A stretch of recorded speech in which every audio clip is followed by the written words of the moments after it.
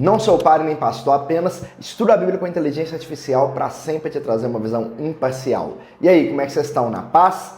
Hoje a gente começa aqui o livro de Jeremias e nós vamos de 6 em 6 capítulos. E aí a gente começa ali falando sobre o chamado de Jeremias. Jeremias viveu ali em tempos muito turbulentos, e ainda jovem Deus chamou ele. O capítulo 1 vai mostrar esse chamado. Deus diz a Jeremias assim: eu te conhecia antes mesmo de você nascer. Antes mesmo de estar no ventre da sua mãe, eu já tinha te separado para ser profeta às nações.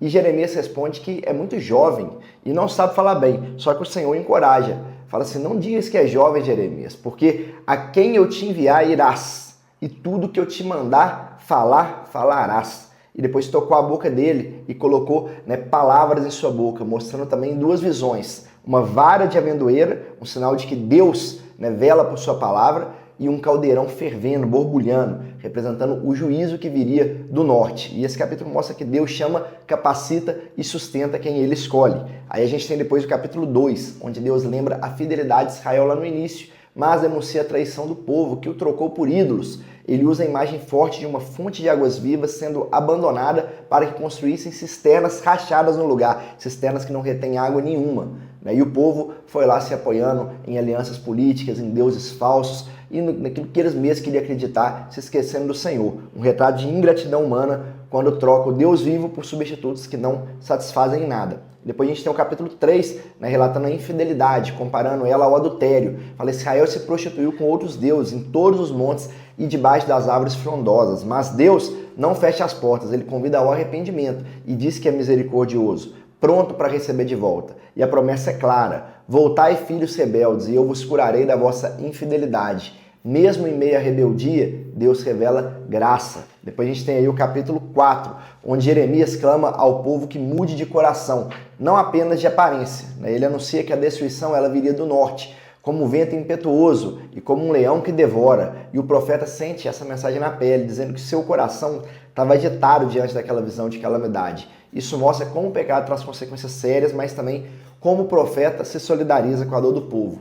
E aí a gente segue para o capítulo 5. Lá Deus desafia Jeremias a procurar alguém em Jerusalém, alguém que praticar justiça, não alguém qualquer. Ache um justo, Deus falou com ele, ache alguém que busque a verdade.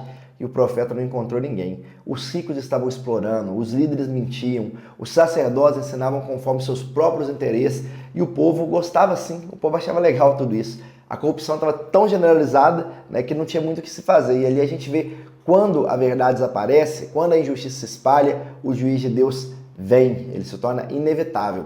E depois capítulo 6, onde Jeremias anuncia o cerco iminente contra Jerusalém. Ele chama o povo a se preparar, mas o povo rejeita a palavra do Senhor, preferindo os discursos falsos de líderes que diziam paz, paz, paz, está tudo em paz, quando não havia paz. E a cidade é comparada à prata rejeitada, sem valor, por ter sido se corrompida ali, E esse capítulo mostra que ignorar os alertas de Deus é fechar os olhos para a realidade, até que a ruína se torne inevitável. E duas visões para a gente guardar aí desses 6 capítulos. A número 1, o chamado de Jeremias mostra que Deus conhece cada pessoa antes mesmo ela nascer. E quando ele chama, ele também capacita e sustenta. E número 2, a infidelidade e a injustiça afastam de Deus, mas ele continua oferecendo arrependimento e cura para aqueles que se voltam a ele. E por fim, vamos orar? Senhor, muito obrigado, porque Tu nos conheces desde o ventre, porque Tu, Pai, é um Deus bom, é um Deus fiel, Pai, é um Deus que nos capacita. Obrigado, Senhor, porque o Senhor dá a oportunidade sempre da gente se arrepender, da gente melhorar, da gente te buscar. Ensina-nos, Pai, a ter um coração bondoso, Pai, misericordioso, ó Deus. Ensina-nos, Pai, a andar nos Seus caminhos. Eu peço também que o Senhor proteja-nos e livre-nos do mal, em nome do Senhor Jesus. Amém? Amanhã seguimos mais 6 capítulos, já estudem aí do 7 ao 12 e vamos com tudo no dia de amanhã. Que Deus abençoe de forma grandiosa, fique à vontade para compartilhar e curtir.